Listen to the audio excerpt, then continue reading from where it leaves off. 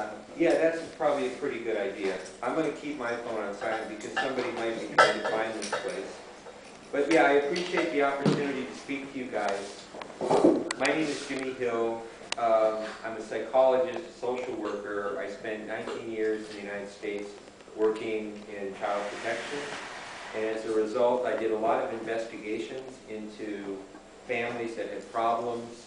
And it was very important as an investigator that when I go into a difficult situation with a family, that I keep an open mind, that I try to focus on facts, that I'm aware of my biases and how they affect my decision making.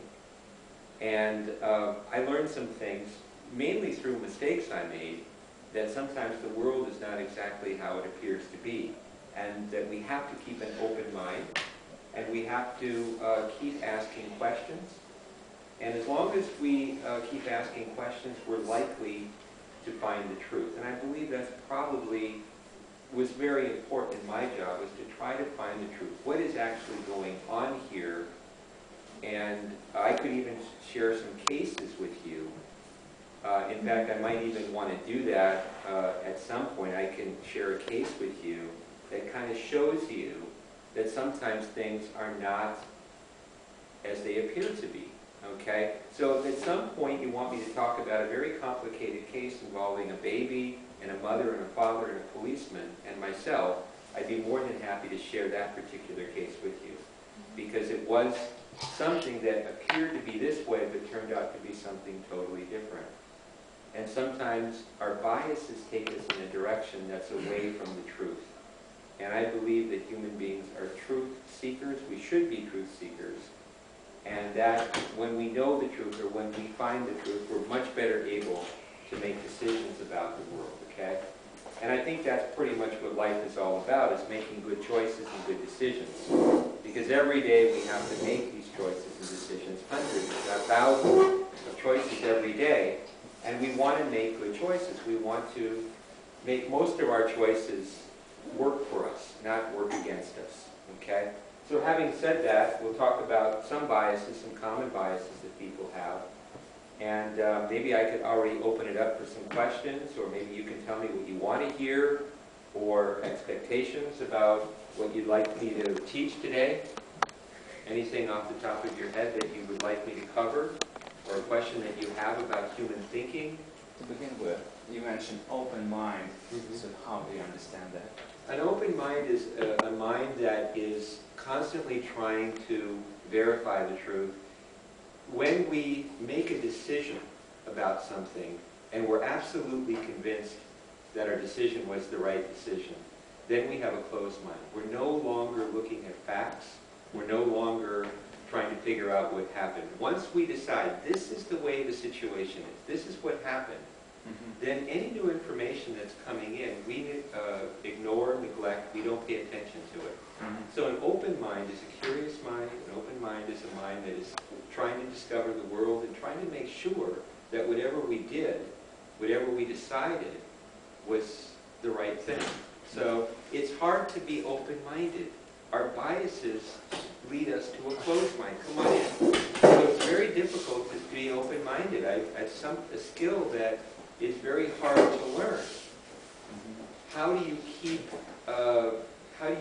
from making judgments? Because human beings are judging machines. That's what we're doing all the time. We're judging the world. We're judging everything that's going on around us because we want to be safe. And it's this need to be safe, it's this need to know what's going on in our environment that causes us to make decisions. And some of those decisions we make without thinking, or some of those decisions we make are faulty and take us in the wrong direction. So keeping an open mind is always asking more questions, always thinking, always having more awareness of what's going on around you. Now maybe I can throw that question out. How do you keep an open mind? What are your tips in trying to stay open-minded about the world?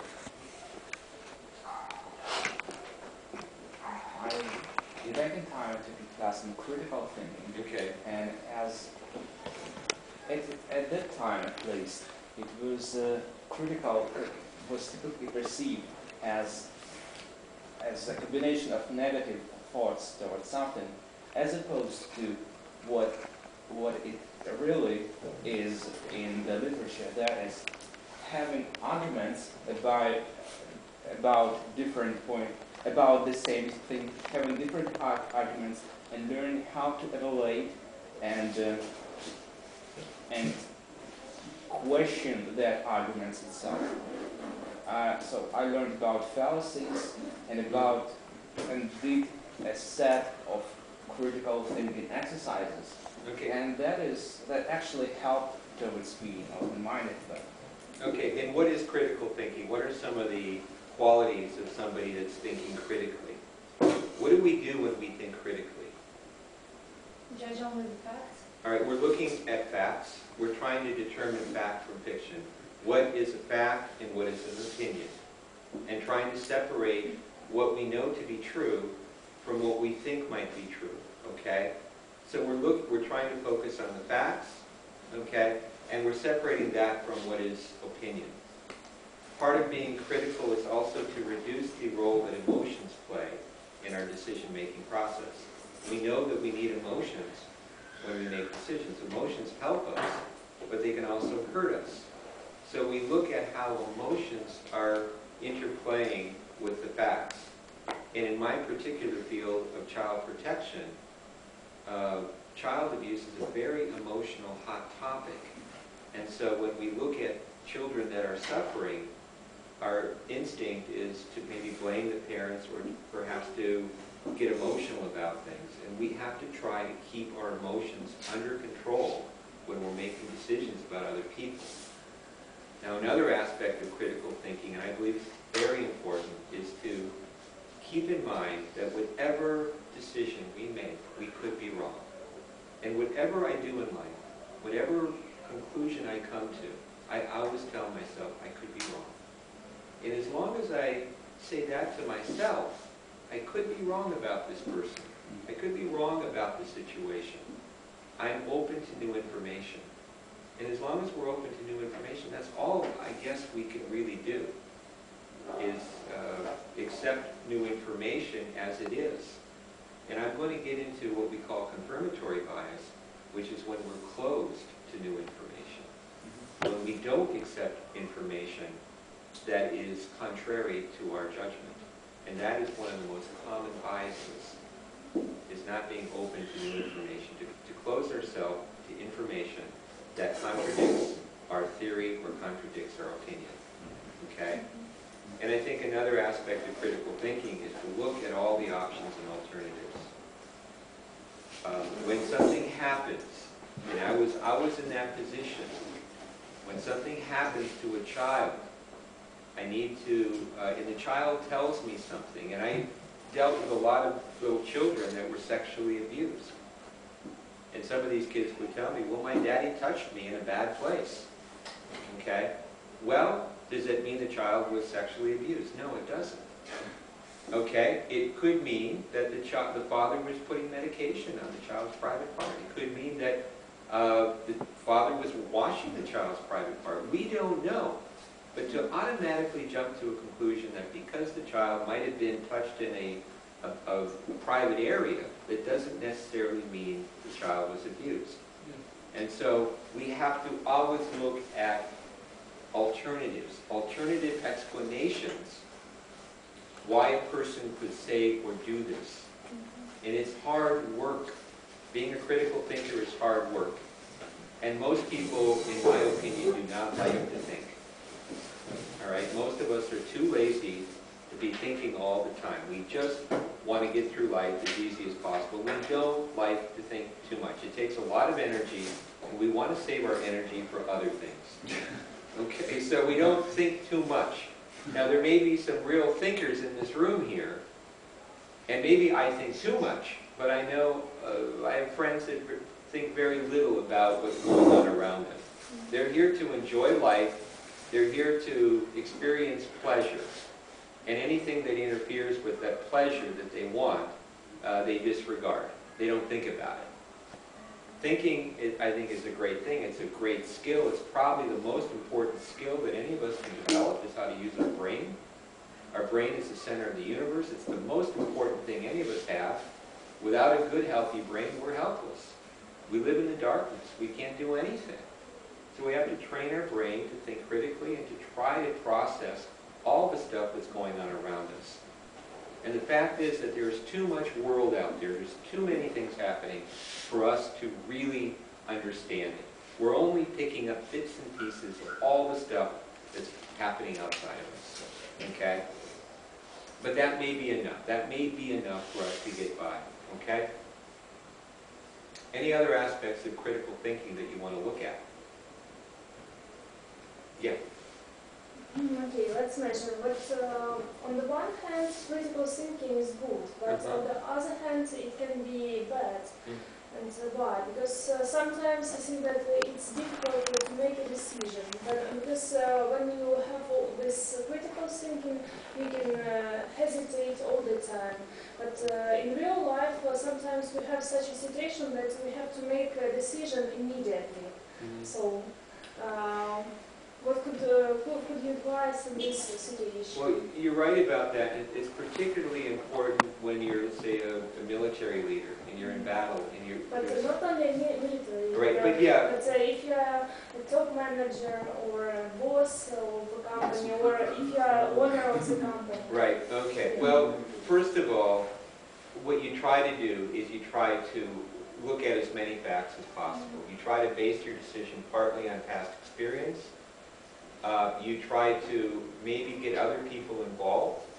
Whenever I made a critical decision, whenever I had to make a very big decision at work, the first thing I did is I went around to my coworkers and said, what do you think? Because all of us have blind spots in our thinking. But it can be just opinions. Okay, right. But if you listen to different people, you might get new insights, because we're all, to a certain extent, blinded by our emotions and blinded by our egos, and we don't see the world as clearly as we should. Now, there are people in Kyiv that I will go to when I can't figure out what to do, because these people see the world perhaps even more clearly than I do, and I'm going to at least listen to what they have to say. There's other people here that I would probably never go to because they always have the same response. Things will be okay. Don't worry about this. Why are you worrying so much about this? That's their typical response. Okay? I want a person that can point out both the good side and the dark side to any decision I make. Now, one thing a manager can do that I highly recommend, and I used to do this a lot, when we used to have very complicated cases, I would play the devil's advocate. And what is the devil's advocate? The devil's advocate is the person that is going to say, when everybody says go, you say stop. And people didn't like it when I did that. But there is another bias called groupthink. And that's when you put a group of people in a room that have the same opinion about life, they're likely to go along with each other. They're likely not to want to disagree with each other. They're likely to support each other. And they're likely to jump off the bridge together. Okay? You know what I'm saying? So you find people that are a little more likely not to go with the flow. They're likely maybe to say stop, or have you thought about this? Or what about this idea? Okay? Intuition does play a role in making these quick decisions. But we know that intuition can sometimes take us in a false direction. Because intuition is a feeling that things are okay without a reason why. And so we have to be careful with intuition. Intuition can be a bias, because we're biased towards how we feel. And sometimes how we feel overrides the facts. Okay? Sometimes the facts don't feel good. Sometimes we wish the facts weren't as they are. Okay? But we have to focus on the facts. But sometimes we just have to make a decision with incomplete information. And we can't be afraid to make a decision, even if we don't have all the information, because we never have all the information. We never know everything there is to know about a situation. to rationally make the best choice.